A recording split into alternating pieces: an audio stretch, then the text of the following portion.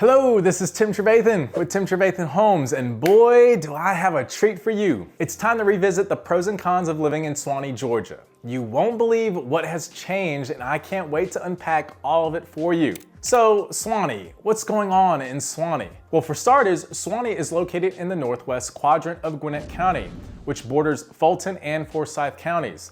The city is about 7 miles north of Duluth, so if you saw my video on the pros and cons of living in Duluth, and felt undecided about checking out properties in that area, you'll definitely want to stick around to see what Suwanee has to offer. I'm going to break down Suwanee's current demographics, revisit the pros and cons from 3 years ago, and reveal new developments that could be a game changer for some buyers. So without further ado, let's get into it. Since my last video, many more buyers have made Suwanee their home. In the past 3 years, Suwanee's population has grown from 22,000 to 24,000, and it is projected to climb to 26,000 in residents in the next 4 years. Just recently, Suwanee made Fortune's list of top 50 best places to live for families in the United States. Not only did it rank better than 2,000 cities, but it secured the 27th spot. It evaluates cities based on education, resources for aging adults, general wellness, financial health, and livability. It showcases the best places for families to flourish and says, with a growing portion of Americans caring for both children and aging parents, more people want to live in cities where multi-generational families can thrive. And that is surely the case with Suwanee, which has independent living complexes like Terabella, Sugarloaf, Park at Johns Creek, and Hardest Suwanee and assisted living facilities like Belmont Village, Johns Creek, Oaks at Suwanee Creek, and once again, Hardest Suwanee. When it comes to the city's character, the heart of Suwanee beats in places like Old Town Suwanee with its lush 56-acre historic district and the bustling town center corridor known for its lively atmosphere and family-friendly festivals year-round. Outdoor enthusiasts love the Suwanee running series, tranquil parks, and scenic trails. Art lovers express immense gratitude for Suwanee's public art initiatives like Sculptor and the Art for All campaign, which has raised over $1.25 million for new public artworks. The Suwanee Arts Center doubles as the city's welcome center, further enriching the community's creative spirit. Suwanee ensures excellent healthcare with 4 hospitals within a 10-mile radius and boasts top-tier public education through Gwinnett County's public schools. Mayor Jimmy Burnett perfectly captures the spirit, saying Suwanee's inclusion in Fortune's best places to live for families is a testament to our community's dedication to creating a welcoming, connected, and thriving environment for all residents. Speaking of all residents, Suwanee's cross-section of residents have remained fairly the same from year to year. The latest data shows that 55.99% identify as white, 24.44% identify as Asian, 12.66% identify as Black or African American, and 6.9% identify as mixed race or other. The median age of residents is around 37, and Suwanee is mainly home to young professionals and growing families. The median income here is higher than the national average, but what is most interesting is that some of the highest earners in the city are residents who self-report having less than a 9th grade education. That's right, many of these successful residents are tradesmen, women, and local business owners. Talk about a city that fosters growth and opportunity for people from all walks of life. But the real question here is, does Suwanee have great opportunities for you? Is this market a good fit for your needs? And if not, where else should you look? Let's find out by breaking down the updated pros and cons of living in Suwanee. Pro number 1, Suwanee Town Center. In my last video, I discussed Suwanee's Town Center and everything it had to offer. However, since then, there has been a major new development in the area and it's worth sharing. Before I get into what it is, let's quickly recap some of the Town Center's current amenities and features. I've interviewed more than a few residents in the area and they unanimously agree that the Town Center gives off great live, work, play energy. With its splash pad for kids, large lawn for event gatherings, or throwing frisbee, and unique dining and shopping options. Residents enjoy the city's consistent flow of concerts and outdoor events like Summer Porch Jam, the Wine Festival, Glow in the Park, which that one I really love personally, and much more. They also have fitness events like the 5K run, yoga classes, and outdoor fitness challenges. In the fall, residents gather on the lawn with chairs, blankets, and popcorn for outdoor movie screenings. Overall, the city gives pretty much everyone a reason to step out of the house and commune with their neighbors. When it comes to dining, I mentioned in my previous video that the dominant cuisine in Suwanee is mostly Asian, specifically Korean, but if you're looking for something a little more unique, the town center offers more food fusion options. For instance, Tequila Mama blends Asian, Caribbean, and Mexican cuisine to serve its famous Cadillac nachos, ahi tuna tostados, bulgogi tacos, and Cubano bowls. Man, that's a tongue twister. Oddly enough, nearby Seaside Oyster Bar has one of the best chicken salad sandwiches in town and is the only place to serve a seafood poutine. I wonder what Canadians would think of it if they came to Suwanee. And guess what? The places are so popular that sometimes the wait to get in can take up to 50 minutes. That's not even an issue. Most residents walk over to the local brewery, still fire for food truck appetizers, beer, and live music. There's never a dull moment. The brewery even has a play area so kids can have fun while their parents chat the evening away. During the summer months, residents enjoy perusing the weekend farmers market, which presents more opportunities to sample new foods, support local artists, and buy handcrafted goods. And if all that sounds good, wait until you hear this, the big reveal. What already happened recently across from the town center behind the Suwanee Library is a major new development. It's a massive 25-acre mixed-use property officially known as the Town Center on Main plus Delay Nature Park project. It features a second amphitheater, a massive event lawn perfect for picnics and gatherings, volleyball sand pits, a scenic pedestrian bridge to stroll across the entire property, a veterans memorial, 2 stunning water features, and so much more. The best part is that this new addition connects to the existing town center through underground tunnels and crosswalks, keeping residents safe from traffic as they venture from one side of the development to the other. Now, I know some of you are really like, what you're really hearing right now, and maybe you're shouting, "Take my money!" But let's talk about the money part. It's our first con of the series. Con number 1, affordability. You know what they say, to whom much is given, much is required. In this case, with the outstanding experience Suwanee gives its residents, the pinch new residents could feel is in the home prices. Since my last video, they have been on the rise, and as the city continues to develop the land and make this an attractive place to live, these prices will only increase with time. The median list price of homes in Suwanee has now exceeded around $570,000, and buyers with generous budgets will love what they find because there's a good selection of single-family homes. But unfortunately, the more time goes on, the more some buyers will get priced out of Suwanee. That's not to say it's impossible.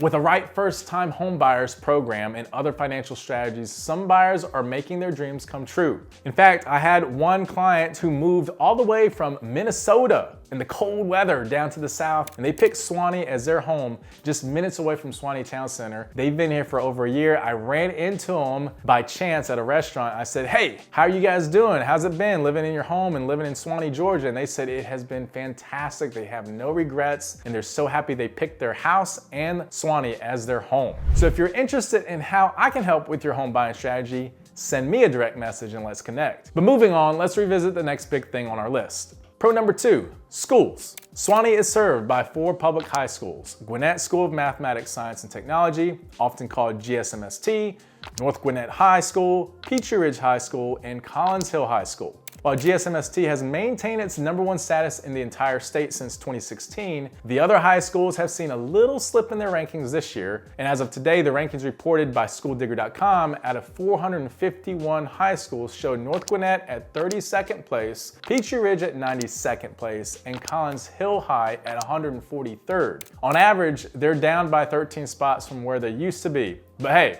if the schools your kids are currently zoned for ranked in the high 300s or low 400s, any of these options will give them a great educational experience. 8 top-rated elementary schools and 2 middle schools serve Suwanee, ensuring that children that live in the area receive a top-notch education. Now, if you have high ambitions for your kids and you're thinking, we're shooting for a GSMST all the way, I must tell you that getting into that school is not easy. The school has a rigorous list of requirements for all applicants, and once students meet those requirements, their applications are put into a lottery. I always tell people to give it a shot. The good news is that if the lottery doesn't work out, families have 3 top-notch schools to fall back on. I actually came from Montgomery, Alabama, and went to Lamp High School, which is the magnet school public school that is the equivalent to GSMST here in Georgia. Georgia. And I must say, there was some intense competition at school. So if you get your kid enrolled in the school, make sure to prep your kid and your child that this is going to be a very studious school.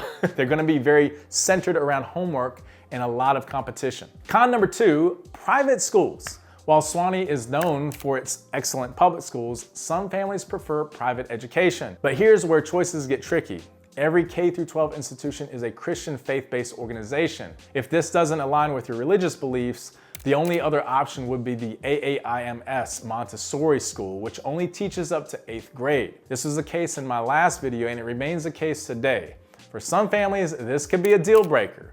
That's why I make these videos so you know what's available before looking at homes in an area that may not meet all your needs. So moving on, pro number 3, parks and greenway. Suwanee is served by the wonderful Gwinnett County Parks and Recreation Department and its robust park system. There are now 9 city-run parks and additional recreational programs that have been introduced. The Suwanee Creek Greenway is a hard surface trail running 4 miles through the middle of Suwanee, connecting Suwanee Creek Park to George Pierce Park. One of those entrances is found in Morning View, which is one of my favorite neighborhoods. And literally you can live there and then just hop in your car and drive 1 minute down the street, park in a nearby parking lot where you can get to that greenway. It also splinters off into another path that leads to the town center. Generally speaking, these parks offer everything from playgrounds and trails to disc golf, community gardens, and a lot more. It still remains a great feature of the city, and different groups continue to meet up on the trails for various activities like the 5K run. So con number 3, traffic.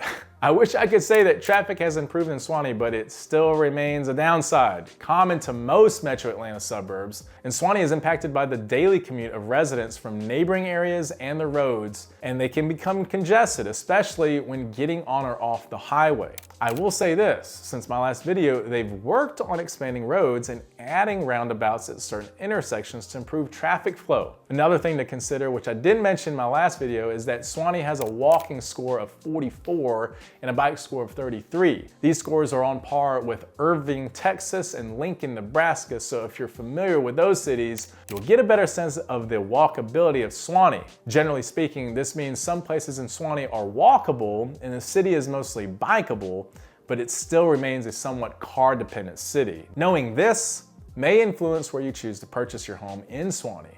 Some buyers prefer to be within walking or biking distance of work, dining and shopping options. The most walkable areas are the communities built around the town center, but overall you'll find sidewalks along most roadways and crosswalks that lead to plazas and gas stations. One other thing to note, as far as roads, they are expanding another exit. So right before you get to exit 111 on the Lawrenceville-Suwanee Road, you can also get off 1 mile before that on McGinnis Ferry Road, and that should be finishing up sometime next year. Pro number 4, location for local fun.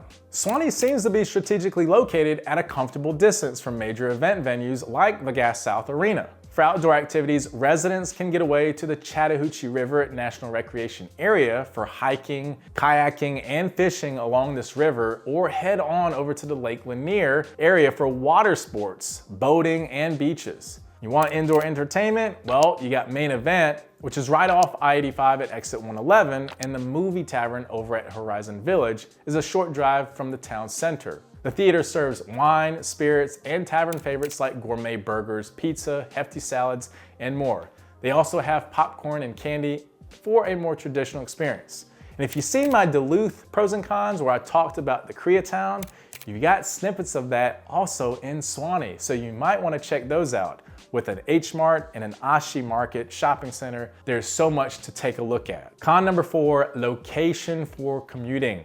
As with any metro Atlanta suburb, the commute into town remains a universal downside. A drive into downtown Atlanta during peak hours can easily turn into a 60-minute commute from Suwanee. Most residents opt to leave early to beat traffic, which means they develop contingency plans for when they get into town early. Other residents will deal with the traffic by putting on an audiobook or podcast, and the major artery going into Suwanee from Atlanta is I-85, but residents can also benefit from traveling along Buford Highway or Peachtree Industrial Boulevard. Truly, the traffic has gotten worse, but really that's pretty much anywhere. Pro number 5, restaurants. So I already touched on this when reviewing the best part of Suwanee's town center. The city's diversity is reflected in its restaurant scene, particularly with many Korean and other Asian cuisine options. But there are award-winning restaurants tucked away in places you would least expect them. For instance, there's Flavor Rich, which is located in an unassuming plaza off Buford Highway.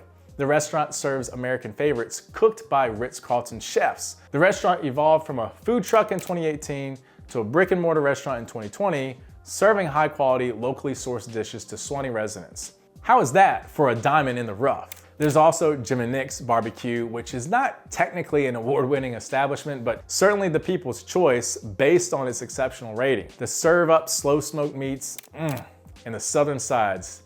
Can't go wrong. Then there's Warm Waves Coffee. Suwanee residents pop in there for locally sourced pastries, ginormous slices of quiche, and quality crafted coffee. Sometimes I even go there myself to meet with clients and discuss our contracts and next steps. I should also mention that it is connected to Thrive, a brand new co-working space that has opened on Buford Highway. If you've watched my video on Duluth, then you know they're opening another location in that city as well.